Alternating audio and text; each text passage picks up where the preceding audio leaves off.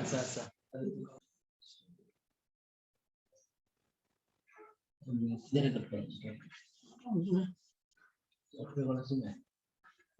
Record চলে আসো, record করে ভিডিও সব রেখে দিয়েছি না সকল ক্লাস। আমরা আজকে ক্লাসটা আমরা শুরু করতে চাচ্ছি। আর শোনা যাচ্ছে আমাকে? জি স্যার।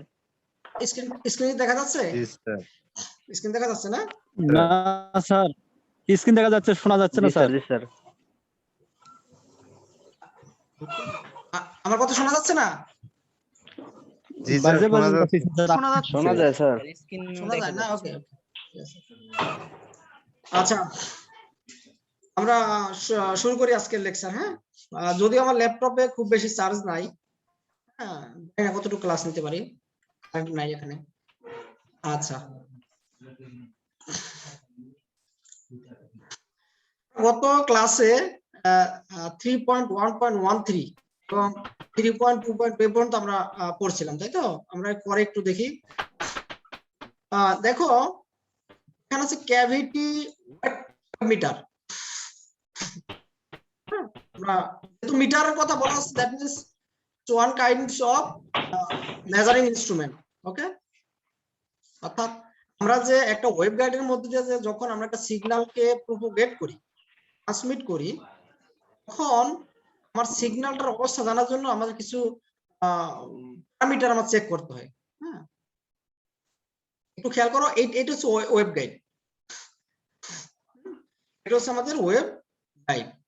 আচ্ছা, তো আমরা যদি একটু এটার থিওরিটা একটু দেখি, খেয়াল করো যে বলছে যে মেইন যে ওয়েব গাইডের সাথে লম্বভাবে ক্যাভিটির অক্ষ তৈরি করে থাকে। এই দিকে খেয়াল করে, যে এটার সাথে লম্বভাবে, এবং যে মেইন ওয়েব গাইডটা আছে এবং ক্যাভিটির মধ্যে, হ্যাঁ, বৃত্তাকার হোল উইন্ডো এর মাধ্যমে কাপলিং করা থাকে। একটু খেয়াল করো, এই যে আমরা যে ছবিটা একটু খেয়াল করি, এই যে এটার সাথে সরাসরি কানেক্টেড একটা হোলের মাধ্যমে, বৃত্তাকৃতির একটা হোল, এবং একটা প্লাঞ্জারের ভিতর দিকে এটাকে শোষক পদার্থ ব্যবহার করা হয় এবং এটাকে ক্যাভিটির মধ্যে স্থাপন করা হয়। এই যে এটা ক্যাভিটি, ক্যাভিটির মধ্যে এই যে পাইপের মাধ্যমে, একটা গোলাকৃতি একটা পাইপের মাধ্যমে, হ্যাঁ, আমার ইসের সাথে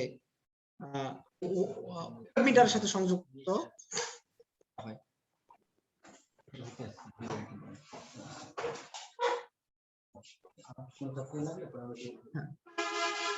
তো খেয়াল করো, এই যে আমরা যে শোষক যে পদার্থগুলো আছে, এটা ব্যবহারের ফলে ক্যাভিটির পিছনের দিকে সৃষ্ট অবাঞ্ছিত অসিলেশন ড্যাম্পিং প্রক্রিয়া প্রতিহত করে। আমরা কেন শোষক পদার্থটা বের করব, মানে ব্যবহার করবো এখানে? এর ভিতরে কিছু শোষক মানে কি, যে শুষে নিতে পারে, এরকম ধরনের কিছু পদার্থ আমরা ব্যবহার করব, যার ফলে ক্যাভিটির পিছনের দিকে সৃষ্ট যে অবাঞ্ছিত অসিলেশন, কিছু অতিরিক্ত, আমরা জানি একটা ক্যাভিটি যদি যখন সিগন্যাল প্রোপোগেট করে, একটা সিগন্যাল যায়, তখন তার মধ্যে মানে আমরা অনাকাঙ্ক্ষিত কিছু অসিলেশন তৈরি হয়। অসিলেশন মানে কি, সিগন্যাল, অতিরিক্ত কিছু সিগন্যাল প্রডিউস হয়। এই সিগন্যালটা আমার মূল সিগন্যালটাকে সমস্যা করে, যার ফলে আমরা এটার মধ্যে একটা শোষক ব্যবহার করব। এই শোষক পদার্থটা কি করবে, এই অবাঞ্ছিত অসিলেশনটাকে সে ড্যাম্পিং মানে কি, ড্যাম্প করা, নষ্ট করে ফেলবে, এটাকে প্রতিহত করবে।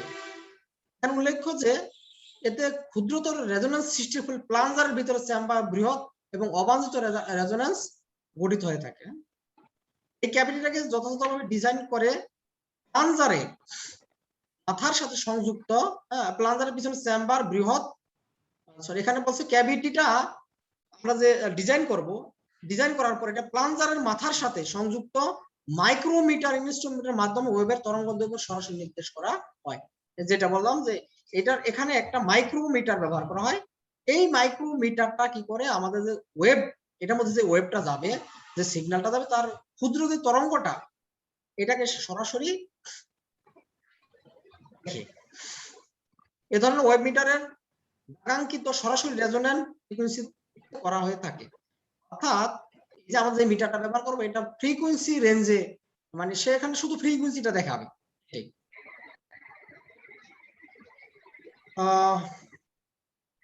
বলছে এই ধরনের ওয়েব মিটারের পার্ট মোটামুটি সঠিক পাওয়া যায়, অর্থাৎ এখান থেকে যে পার্টটা নিবে সেটা অ্যাকুরেট পাওয়া যায়, এটি বলছে এখানে।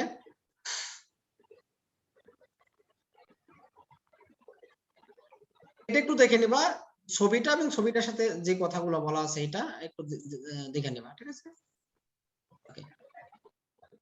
তারপরে আছে খেয়াল করো আমাদের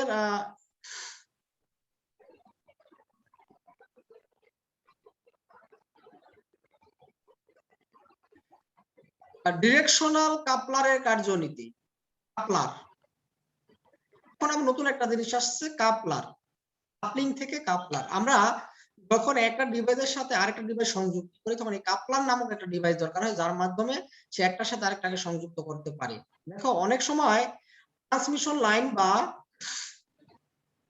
ওয়েবগাইডের মধ্য দিয়ে লোড পাওয়ার সরবরাহ করার প্রয়োজন হয়। একটু খেয়াল করো কি বলছে, যে অনেক সময় ট্রান্সমিশন লাইন এবং ওয়েবগাইডের মধ্য দিয়ে লোডে পাওয়ার সরবরাহ করার প্রয়োজন হয়। আচ্ছা, আমরা সবসময় দেখো, তারপর এখান থেকে আমি একটা সিগন্যাল ট্রান্সমিট করব কোথায়, যে ইন্ডিয়াতে, সেখানে আমার কি দুইটা জিনিস থাকবে, একটা ট্রান্সমিশন লাইন থাকতে পারে। তো ট্রান্সমিশন লাইন বলতে এখানে আমি ট্রান্সমিশন লাইনটা ইন্ডিয়া পর্যন্ত কিন্তু ট্রান্সমিশন লাইনের ওরকম সুযোগ আমাদের নেই। ইন্ডিয়াতে যখন আমরা একটা সিগন্যাল পাঠাই তখন আমরা রাডারের মাধ্যমে, স্যাটেলাইটের মাধ্যমে এগুলো পাঠাই। কিন্তু খেয়াল করো কাছাকাছি কিছু ট্রান্সমিশনের জন্য আমরা ওয়েবগাইডের সাথে, ধরো একটা রুমের মধ্যেই যদি আমরা কমিউনিকেশন করি এই কাপলারের মাধ্যমে ওয়েবগাইড, তো সরাসরি ওয়েবগাইড দিয়ে সম্পন্ন হয় না, ওয়েবগাইডের সাথে আবার ট্রান্সমিশন লাইন সংযুক্ত করতে হয়। তাই ওয়েব লাইন এবং ট্রান্সমিশন লাইনের মাধ্যমে আমরা যখন লোডে পাওয়ারটা সরবরাহ করি তখন কাপলারটার প্রয়োজন হবে। প্রায় এটি স্যাম্পলিং পদ্ধতিতে ব্যবহার সম্পন্ন করা হয়। এতে কিছু অংশ, মানে পাওয়ারের কিছু অংশ পরিমাপ করে মোট পাওয়ার নির্ণয় করা হয়ে থাকে। দ্যাট মিনস এটা বিষয়টা হচ্ছে, ধরো আমার পুরো পাওয়ার পরিমাপ করার দরকার নাই, আমি সামান্য কিছু পরিমাপ করলেই পুরো পাওয়ার কি পরিমাণ হইতে পারে সেটা আমরা ক্যালকুলেশন করে ফেলতে পারবো। এজন্য এই পদ্ধতি স্যাম্পলিং প্রক্রিয়া ব্যবহার করা হয়। স্যাম্পলটা কি? স্যাম্পলিংটা হচ্ছে একটা সিগন্যালকে কয়েকটা ভাগে ভাগ করা, টুকরা করা, স্লাইস করি, যেমন আমরা পাউরুটি স্লাইস করি না, ছোট ছোট টুকরা টুকরা টুকরা করি, এখানেও এরকম করা যায়, সমস্যা নেই, এখানেও এই কাজটা করা যায়। যাই হোক, একটু দেখো এই যে আমাদের এইটা হচ্ছে তোমার ডাইরেকশনাল কাপলার, এটা বলছে সমক্ষীয় ডাইরেকশনাল কাপলার। এটা ঠিক আছে, দেখো এই যে প্রথম আমরা 1 নাম্বার যে এটাতে আছে সাইনিং করা আছে, এটা বলছে টু জেনারেটর। আমার যে জেনারেটর সিগন্যাল কি হচ্ছে সেখান থেকে এখানে লাইনটা দেওয়া হয়, এটা বলছে টু জেনারেটর। আচ্ছা, লোড, এখান থেকে লোডে আমরা সংযুক্ত করব, এখানে জেনারেটর, এখানে লোড, এই মাঝখানে এইটি কিন্তু আমাদের কি ডাইরেকশনাল কাপলার। হ্যাঁ, তারপর আছে forward wave, reflect wave, signal যখন রিফ্লেক্ট ঘটে এর মধ্যে। তারপরে দেখো এটা হচ্ছে 2-3 নাম্বার আছে আমি রিফ্লেক্টর প্রোব, একটা লাইন দিয়ে ঢুকে কয়েকটা লাইন দিয়ে বের হইতে পারে, কয়েকটা লাইন আছে এখানে। এটা তো দেখো এখানে কি বলছে, যে এই পদ্ধতিতে শুধুমাত্র ওয়েবের সম্মুখের দিক পরিমাপ করা যায়, বোঝার কিছুই নাই। ওয়েবটা যখন এর মধ্যে গমন করবে তখন সে সামনের অংশটাই সে পরিমাপ করতে পারে, কিন্তু প্রতিফলন ওয়েবের যদি প্রতিফলিত হয়ে থাকে বিবেচনা করা হয় না। যখন একটা ওয়েব এখানে ঢোকে তখন কি হয়, ওয়েবটা এরকম না যে সরাসরি একদম স্ট্রেট লাইনের মাধ্যমে সে গমন করে, এরকম না, সেখান থেকে ঢুকে সে আমাদের দেয়াল আছে, ওয়েবগাইডে যে দেয়াল আছে সেখানে প্রতিফলিত হয় বলছে, কিন্তু প্রতিফলন ওয়েবের ওয়েবটাকে বিবেচনা করা হয় না। এজন্য একাধিক একক বিদ্যমান আছে যাকে ডাইরেকশনাল কাপলার বলে। চিত্রে আমরা এটা দেখাইছি তোমাদের, এই সমক্ষীয় ডাইরেকশনাল কাপলার দেখানো হয়েছে। এটি একটা 2 ছিদ্র বিশিষ্ট কাপলার, 2টা ছিদ্র, দেখো ছিদ্র বিশিষ্ট একটা কাপলার। ট্রান্সমিশন লাইনের দেখো প্রধান অংশ লাইনের সাথে সাহায্যকারী লাইনের মাধ্যমে সিরিজে যুক্ত থাকে। গঠনটা কিভাবে বলছে, এটা ট্রান্সমিশন লাইনের একটা অংশ প্রধান লাইনের সাথে সাহায্যকারী লাইনের মাধ্যমে সিরিজে যুক্ত থাকে, সোজা কথা। যদি দুইটা সমকক্ষ প্রধান লাইনের বাহিরের অংশ হতে দুইটা প্রোব দুইটা ছিদ্রের মধ্য দিয়ে সাহায্যকারী লাইনের সাথে যুক্ত থাকে, প্রকৃতপক্ষে দুইটা প্রোব ভিতরে সাহায্যকারী লাইনের সাথে স্পর্শ করে থাকে না। কথাটা এখানে মানে ছবির সাথে মিলানো আছে, তোমরা একটু এটা দেখে নিবা। আমরা পরবর্তী টপিকসে আমরা যাব।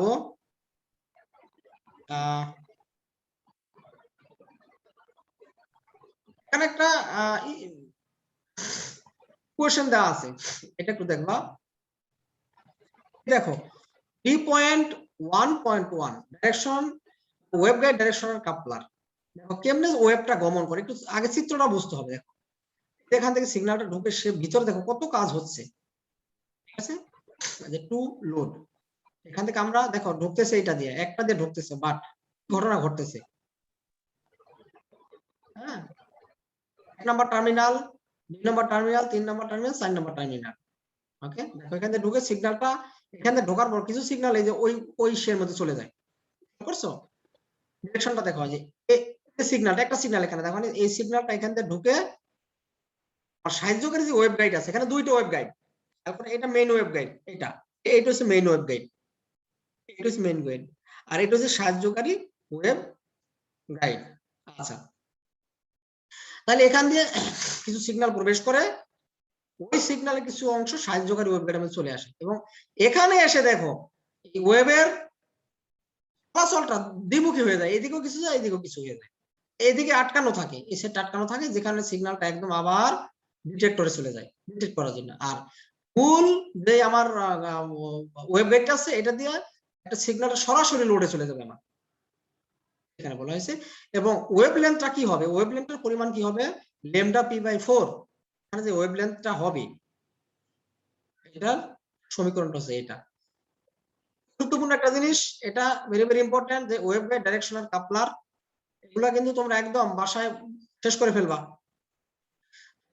এরকম আরো কয়েকটা আছে, এগুলো একটু তোমরা একটু দেখে নিবা, আশা করি যে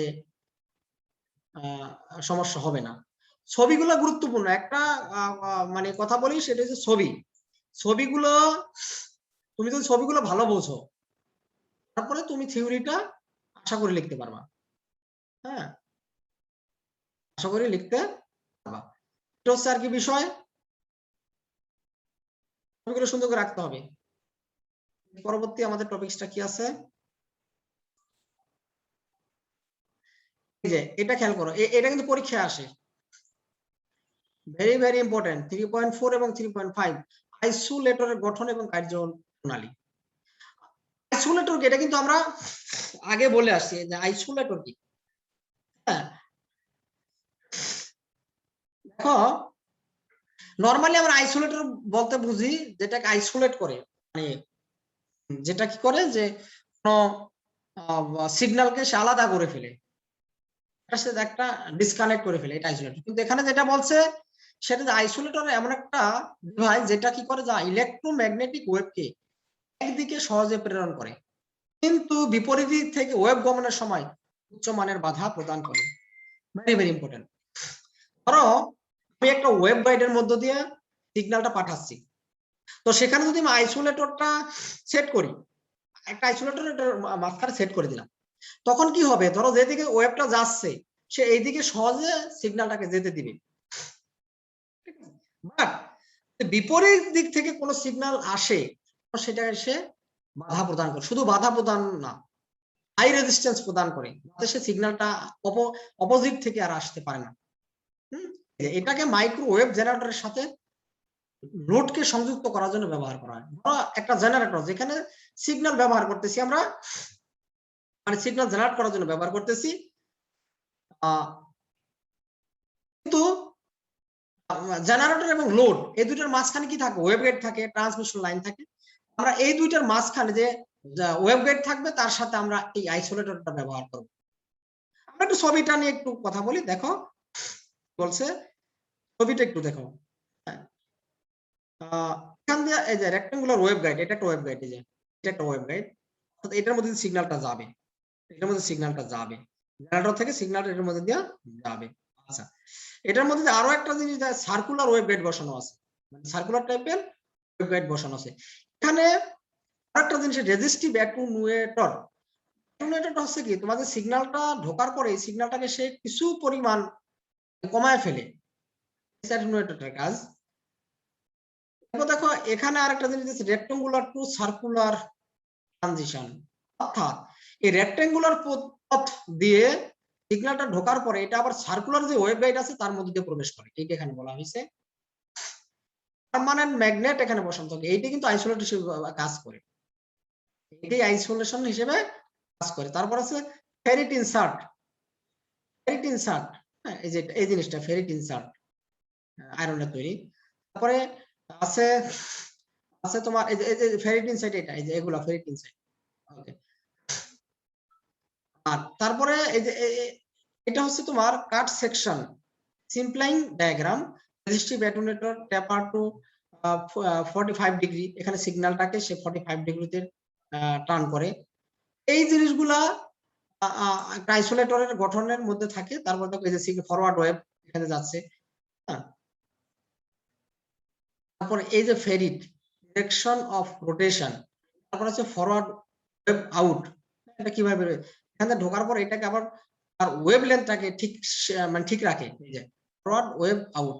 তো রোটেট ফরওয়ার্ড, এখানে সিগন্যালটাকে আবার ঘোরানো যায়, তুমি ইচ্ছা করলে সিগন্যালটাকে ঘোরাতে পারবা। এখানে রিভার্স আছে। এটি আর কি মোটামুটি আমাদের আজকের আলোচনার বিষয় ছিল। তোমরা কাইন্ডলি, আমি এখনই এটা আমার ইউটিউব চ্যানেলে দিয়ে দেবো, তোমরা যারা দেখে নাই শেয়ার করবা সবার মধ্যে, হ্যাঁ। আমার চ্যানেলটা সবাই সাবস্ক্রাইব করে দেবা, সকল ভিডিও ওখানে পাবা। ওকে, ধন্যবাদ সবাইকে। অ্যাটেন্ডেন্স পাঠায় দাও। তোমরা ইউটিউবে ভিডিওগুলো দেখো, দেখার পরে যদি না বোঝো আমাকে কোশ্চেন করবা বা কমেন্টে লিখবা। ধন্যবাদ সবাইকে। স্যার ক্লাস টেস্ট যে নিতে চাইছিলেন স্যার, কয় অধ্যায়ের ভিতরে নেবেন? প্রথম 2 অধ্যায়। জি স্যার। ওকে।